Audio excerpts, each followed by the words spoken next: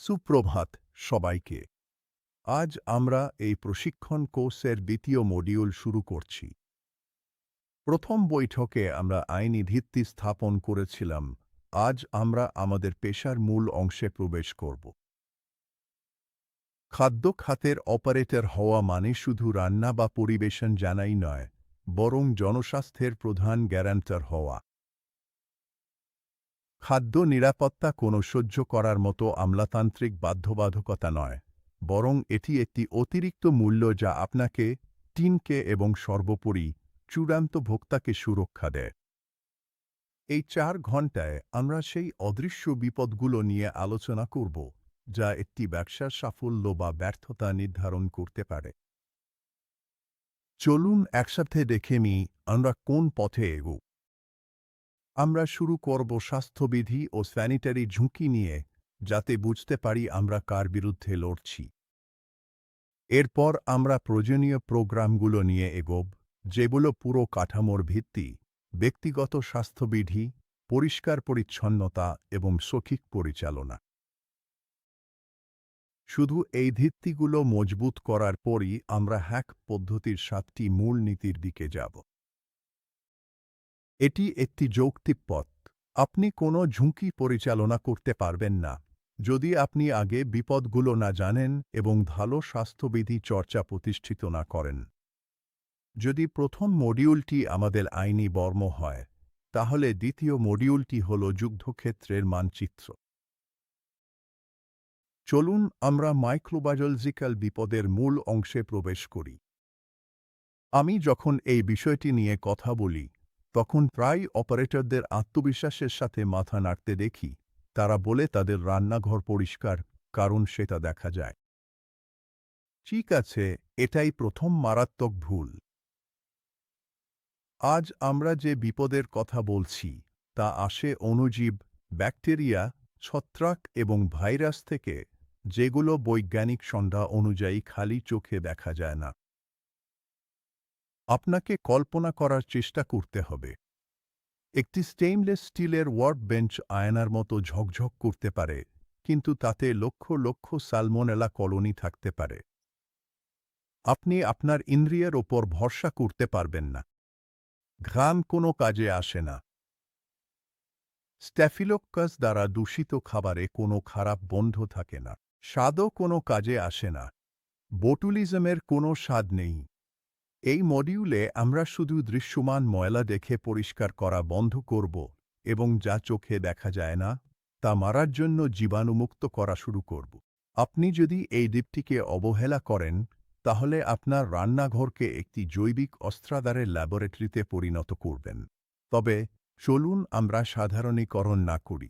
অণুজীবের জগৎ বিশাল এবং আমাদের মিত্র ও প্রাণঘাতী শত্রুর মধ্যে পার্থক্য করতে হবে। এমন কিছু অরোগজনক ব্যাকটেরিয়া আছে, যেগুলো স্বাস্থ্যগত দিক থেকে আমাদের চিন্তার কারণ নয়। আসলে কিছু অণুজীব আমাদের খাদ্য শিল্পের মূল স্তম্ভ। বেকিং ও ওয়াইনের জন্য স্যাকারোমাইসিস বা গর্বন জোলার জন্য মহৎ ছত্রাকের কথা ভাবুন। এদের ছাড়া ইতালিয়ান গ্যাস্ট্রোনমি থাকত না, আর আমাদের অন্ত্র ব্যাকটেরিয়াল ফ্লোরা ছাড়া কাজ করত না। কিন্তু নিরাপত্তা ব্যবস্থাপক হিসেবে আমাদের মূল লক্ষ্য শুধুমাত্র রোগ জীবাণু ব্যাকটেরিয়ার ওপর।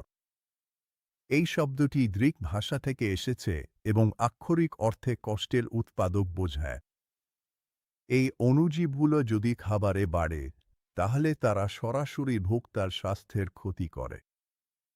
এমএসে আমরা সবসময় মনে রাখি, প্লেটে একটি রোগজীবাণু ব্যাকটেরিয়া থাকা কোনো দুর্ঘটনা বা দুর্ভাগ্য নয়। এটি একটি উৎপাদনজনিত ত্রুটি, যার আইনি পরিণতি রয়েছে। আমাদের প্রতিটি কাঁচা খাবারকে এমনভাবে বিবেচনা করতে শিখতে হবে যেন সেটি একটি সম্ভাব্য টাইম বোমা। চলুন একটি বিষয় পরিষ্কার করি, যা সবসময় বিভ্রান্তি সৃষ্টি করে, এমনকি পেশাদারদের মধ্যেও। আমরা প্রায় সাধারণভাবে বিষক্রিয়ার কথা বলি, কিন্তু প্রযুক্তিগতভাবে এখানে ৩টি একেবারে ভিন্ন পরিস্থিতি রয়েছে, এবং এগুলো বোঝা আপনাকে মামলা থেকে বাঁচাতে পারে। প্রথম পরিস্থিতি হল সংক্রমণ। এখানে সমস্যাটি হল অনুপ্রবেশ। গ্রাহক জীবিত ব্যাকটেরিয়া গ্রহণ করেন, যেমন ঘরে তৈরি তিরামিসুতে সালমোনেলার ক্ষেত্রে হয়, এবং এটি তার শরীরে গুনতে শুরু করে। দ্বিতীয় পরিস্থিতি হল প্রকৃত বিষক্রিয়া। এই ক্ষেত্রে হত্যাকারী ব্যাকটেরিয়া নয়, বরং এটি রেখে যাওয়া বিষ। ভাবুন, একটি স্ট্যাফিলোকাস গরমে ফেলে রাখা কাস্টার্ডে বাড়ছে। এটি একটি টক্সিন তৈরি করে। তারপর আপনি কাস্টার্ড রান্না করেন। ব্যাকটেরিয়া মরে যায়, কিন্তু টক্সিন সক্রিয় থাকে কারণ এটি গরমেও টিকে থাকে। গ্রাহক এটি খান এবং সঙ্গে সঙ্গে অসুস্থ হয়ে পড়েন। সবশেষে আমাদের আছে টক্সিন সংক্রমণ, যা খারাপভাবে পরিচালিত বড় বিয়ের ভোজে সাধারণত দেখা যায় এমন মারাত্মক মিশ্রণ। এক্ষেত্রে জীবিত ব্যাকটেরিয়া এবং তাদের স্পোর উভয়ই খাওয়া হয়, ফলে শরীরে একেবারে নিখুঁত ঝড় সৃষ্টি হয়। এই স্লাইডে আমরা সমস্যার উৎস অর্থাৎ দূষণের উৎস বিশ্লেষণ করছি। আমাদের উচিত নয় ব্যাকটেরিয়াকে এমন বিচ্ছিন্ন সত্তা হিসেবে কল্পনা করা, যারা হঠাৎ কোথা থেকে যেন এসে পড়ে। তারা নির্দিষ্ট বাহকের মাধ্যমে আমাদের রান্নাঘরে আসে। বাতাস জীবাণুমুক্ত নয়। এটি ধুলো এবং স্পোর ও ছত্রাক ভর্তি বায়ুয়েরোসোল বহন করে। পানি মারাত্মক বাহক হতে পারে যদি তা পানযোগ্য না হয় বা ড্রেনে জমে থাকে। মাটি হল অত্যন্ত সহনশীল মাটির অণুজীবের প্রাকৃতিক আধার, যেমন ক্লোস্ট্রিডিয়া, যেগুলো আমরা ময়লা সবজি বা আমাদের জুতার মাধ্যমে নিয়ে আসি। তারপর আছে প্রাণী, যার মধ্যে কীটপতঙ্গ যেমন মাছি ও ইঁদুরও পড়ে, যারা তাদের পা বা মলমূত্রের মাধ্যমে রোগ জীবাণু বহন করে। কিন্তু শেষের দুটি বিষয় দেখুন, মানুষ এবং খাবার নিজেরাই। আমরাই স্ট্যাফিলোকাসের প্রধান আধার, যা আমরা আমাদের হাত, মুখ বা ক্ষতের মাধ্যমে বহন করি। এবং সবশেষে খাবার। কাঁচা মাংস বা ডিমে ইতিমধ্যেই তাদের স্বাভাবিক ব্যাকটেরিয়ার উপস্থিতি থাকে। এমএসএ আমাদের চ্যালেঞ্জ হল ব্যাকটেরিয়ার অস্তিত্ব রোধ করা নয়, বরং এই উৎসগুলোকে একে অপরের সংস্পর্শে আসা থেকে আটকানো। আমাদের লক্ষ্য হল জীবাণুর উৎস থেকে প্রস্তুত প্লেট পর্যন্ত যাত্রা থামিয়ে দেওয়া। এখন একবার ব্যাকটেরিয়া উল্লেখিত উৎসগুলোর কোনো একটির মাধ্যমে চলে এলে, তাদের খাবারে উপনিবেশ করার জন্য আদর্শ পরিবেশ দরকার। একটি অণুজীব বেড়ে ওঠার জন্য খুব বেশি কিছু চায় না। এটি পুষ্টি, অনুকূল তাপমাত্রা, সময় এবং অনেক স্ট্রেইনের জন্য অক্সিজেন চায়। কিন্তু আজ আমি চাই আপনি যে বিষয়ে বিশেষজ্ঞ হন, সেটি হল পানি। আমাদের একটি মৌলিক প্রযুক্তিগত পার্থক্য করতে হবে।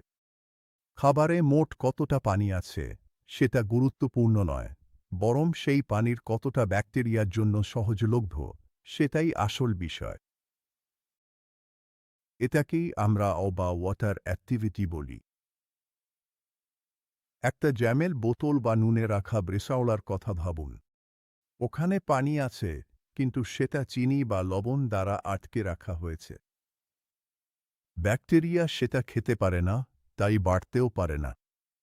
এর বিপরীতে কাঁচা চিকেন ব্রেস্ট বা মোজারেল্লায় অনেক বেশি ফ্রি ওয়াটার থাকে। জৈবিক অর্থে এগুলো আর্দ্র খাবার। কারণ কোনো খাবারের যত বেশি তাপমাত্রা, তো বেশি ভয়ঙ্করভাবে তার বৃদ্ধিকে ত্বরান্বিত করে।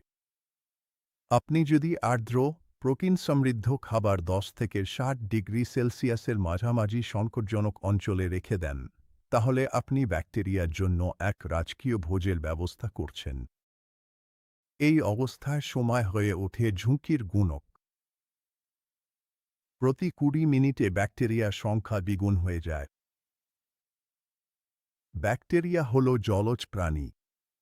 এরা সেখানে ভালোভাবে বেড়ে ওঠে, যেখানে প্রচুর ফ্রি ওয়াটার থাকে। এই কারণেই টাটকা মাংসের ঝুঁকি শুকনো বিস্কুটের চেয়ে বেশি। পুষ্টি, তারা আমাদের মতোই প্রোটিন আর চিনি খুব পছন্দ করে। অম্লতা, অ্যাথোজেনরা অ্যাসিড একদমই পছন্দ করে না, এবং তারা 4.5-এর ওপরে নিরপেক্ষ পিএইচে থাকতে বেশি স্বাচ্ছন্দ্য বোধ করে। আমাদের এক পায় পরিকল্পনা হল এই উপাদানগুলোর কৌশলগত ব্যবস্থাপনা। আমরা যদি পানি সরিয়ে দিই বা অম্লতা বাড়াই বা তাপমাত্রা নিয়ন্ত্রণ করি, তাহলে আমরা ব্যাকটেরিয়ার জন্য পরিবেশকে প্রতিকূল করে তুলি। মনে রাখবেন, খাদ্য নিরাপত্তা হল সময়ের সঙ্গে পাল্লা দেওয়া এক প্রতিযোগিতা, যা পানির পদার্থবিদ্যা ও ঠান্ডা ব্যবস্থাপনার মাধ্যমে নিয়ন্ত্রিত হয়। এখন চলুন ব্যবহারিক প্রতিরোধের মূল বিষয়ে আসা যাক। আপনি যদি ভাবেন, কেন এমএসে আমরা রেকর্ড নিয়ে এত খুঁতখুঁতে, তার উত্তর আছে এই স্লাইডে। তাপমাত্রা আমাদের সবচেয়ে শক্তিশালী হাতিয়ার। এটি নিরপেক্ষ, এটি স্থায়ী, এবং এটি মাপা সবচেয়ে সহজ। প্রায় সব স্বনিয়ন্ত্রণ পরিকল্পনায় রেকর্ডের মূল ফোকাস থাকে এটাতে: ফ্রিজ, ব্লাস্ট চিলার, গরম রাখা এবং রান্না। ঝুঁকি নিয়ন্ত্রণ করতে হলে আমাদের বুঝতে হবে যে প্যাথোজেনগুলো তাদের আদর্শ পরিবেশ অনুযায়ী 3টি প্রধান পরিবারে ভাগ করা হয়। সাইক্রোফাইলস, যারা ঠান্ডা ভালোবাসে। এরা 5 থেকে 20 ডিগ্রি সেলসিয়াসের মধ্যে বেড়ে ওঠে। শুধু ঠান্ডা থাকলেই যথেষ্ট নয়। যদি ফ্রিজ সঠিকভাবে ক্যালিব্রেটেড না হয়, তাহলে এই ব্যাকটেরিয়াগুলো বাড়তে শুরু করে। মেসোফাইলস, এটাই সেই পরিবার যাদের নিয়ে আমাদের সবচেয়ে বেশি চিন্তা করতে হয়। এরা 20 থেকে 45 ডিগ্রি সেলসিয়াসের মধ্যে বেড়ে ওঠে এবং সবচেয়ে বেশি বাড়ে 32 থেকে 37 ডিগ্রি সেলসিয়াসের মধ্যে। এটাই মানুষের শরীরের তাপমাত্রা একেবারে নিখুঁত ঘাত। থার্মোফাইলস, এরা গরম ভালোবাসে। 45 থেকে 75 ডিগ্রি সেলসিয়াসের মধ্যে এদের পরিসর। এরা আমাদের গরম খাবার সংরক্ষণের নিয়মকে চ্যালেঞ্জ করে। মূল বিষয় হল, যদি খাবার 10 থেকে 60 ডিগ্রি সেলসিয়াসের মধ্যে বেশি সময় থাকে, তাহলে আপনি ব্যাকটেরিয়ার জন্য স্বর্গের মতো পরিবেশ তৈরি করছেন। তাপমাত্রা মাপা ছাড়া আর কোনো উপায় নেই নিশ্চিত করার যে খাবারটি ব্যাকটেরিয়ার চাষে পরিণত হয়নি। এবার চলুন রান্নাঘরের সবচেয়ে শক্তিশালী হাতিয়ারটি বিশ্লেষণ করি: থার্মোমিটার। ব্যাকটেরিয়াকে 3টি প্রধান জলবায়ু পরিবারে ভাগ করা হয়: সাইক্রোফাইলস, ঠান্ডা; মেসোফাইলস, বিপজ্জনক, মানুষের শরীরের তাপমাত্রা; আর থার্মোফাইলস, গরম। এটা আমাদের একটি মৌলিক কার্যকরী শিক্ষা দেয়। 10 থেকে 60 ডিগ্রি সেলসিয়াসের মধ্যে পরিসরটা একেবারে মৃত্যুকু। খাবারকে যত দ্রুত সম্ভব এই পরিসরটা পার হতে হবে। একটি পদ ঘন্টার পর ঘন্টা রুম টেম্পারেচারে ঠান্ডা হতে দেওয়া একেবারেই অগ্রহণযোগ্য স্বাস্থ্য ঝুঁকি। আমরা কেন মিনিট নিয়ে এতটা উদ্বিগ্ন? কারণ ব্যাকটেরিয়া প্রতি 20 বা 30 মিনিটে দ্বিগুণ হয়ে যায়। একটা দৃশ্যের বুফের কথা কল্পনা করুন। 12টায় আপনি 1000 ব্যাকটেরিয়া রাখলেন। 12টা 20 মিনিটে সেটা 2000 হয়ে গেল। 4টা বাজতে বাজতে সেই প্রাথমিক 1000 ব্যাকটেরিয়া 4 মিলিয়নেরও বেশি হয়ে গেছে। আপনি নিরাপদ একটি পথকে একেবারে জৈব বোমায় পরিণত করেছেন। কিন্তু আরও বড় একটা বিপদ আছে, সেটা হল স্পোর। স্পোরকে একটা নিউক্লিয়ার বাংকারের মতো ভাবুন। কিছু ব্যাকটেরিয়া, যেমন ক্লোস্ট্রিডিয়া, পানি ফুটলেও মারা যায় না। তারা তাপ প্রতিরোধী স্পোরে রূপান্তরিত হয়।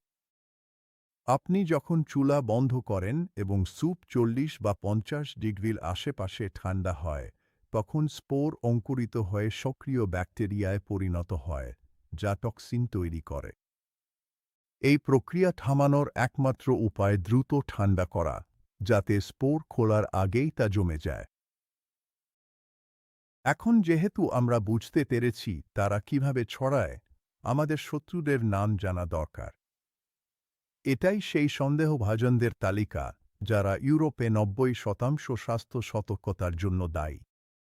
আমি তাদের একে একে নাম বলবো: স্যালমোনেলা, লিস্টেরিয়া মনোসাইটোজেনেস, ইসেরিশিয়া কোলাই, স্ট্যাফিলোকাস ওরিয়াস, ক্লোস্ট্রিডিয়াম বোটুলিনো ও পারফেনজেন্স, এবং ক্যাম্পিলোব্যাক্টার।